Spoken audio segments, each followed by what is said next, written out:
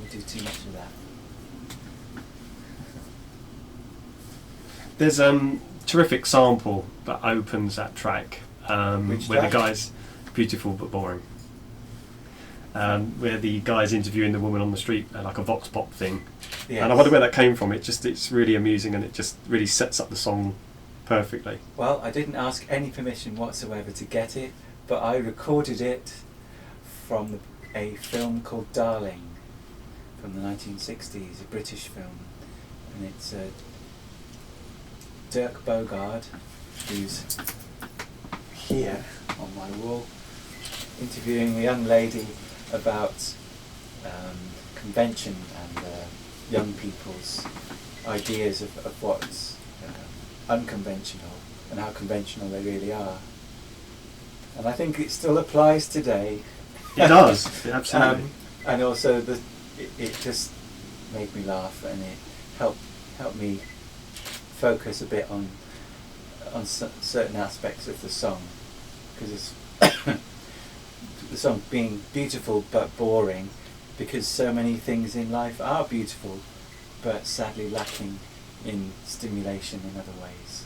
Yeah, I thought this was a bit of a kind of a classic subject matter almost with Mechanical Cabaret. Yeah, I suppose it's a theme that's popped up here and there, but I've just gone straight for it this time. Instead of beating around the bush, slightly prevaricating around the edges, I've just gone straight to it this time, straight to the source. The opening refrain reminds me of some of John Barry's work, yeah. And you've done this a couple of times in the past, and this one particularly reminded me of my favourite thing that he's ever done, which is the theme to The Persuaders. I absolutely love John Barry, I always have done, and yes, The Persuaders is a big influence on me. Clearly it's come out on this track, although that main riff sound is from it's an FM synthesis sound, a kind of from my old TX-802, and it's that kind of, so it's not quite the sort of dulcimer or something that John Barry would have used, but it's just another version. I've got dulcimer samples, I could have done that if I wanted. I think that would have been too direct, so I decided not to do it quite that way, but it's definitely another little nod to John Barry for sure. But also I'm a big Michael Jackson fan, and that track is also quite influenced in sound and rhythm by stuff like Beat It and Billie Jean, and even the drum sounds, although they're all like I've made them on synthesizers and used some very old drum machine samples as well. Yeah, there's all sorts of things that come out like this, don't they? They all come out in the wash. On reflection, you go, oh, actually, that is quite like this, and this is a bit like that. I don't mind. It's quite fun just to read, especially listening to it with somebody else that would do. I start realising things I hadn't quite acknowledged, perhaps previously.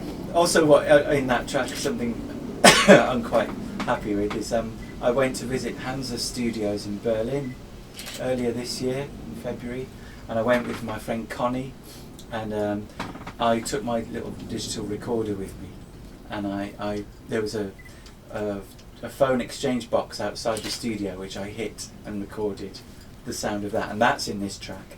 Plus I was standing in the main studio there, which is, I can't remember the name of it, Meistersaal 2, something like that. The main studio room, which lots of bands like Neubauten, Depeche Mode, Fad Gadget recorded there, and the sound of that room has a particular reverb, and I recorded my own hands clapping in there, and that's in this track as well. So I've recorded part of that song in Hansa, unbeknownst to the people who run Hansa. I'm just so childish sometimes, aren't I? But it amused me anyway. But yeah, this song is also very much about finding that humans try to organise things into ways that are apparently beautiful and attractive and wonderful. Like when I went to Italy, in the middle of the Italian countryside, and everyone's saying, "Oh, isn't it marvellous and beautiful, isn't it?" And I was just standing there thinking, "Fuck me, this might be very pretty and well manicured, and you know, on one hand, beautiful, but there's no soul, there's nothing to do, there's no edge, there's no life to it," and it just was really depressing. And that was part of the influence behind this song as well, you know.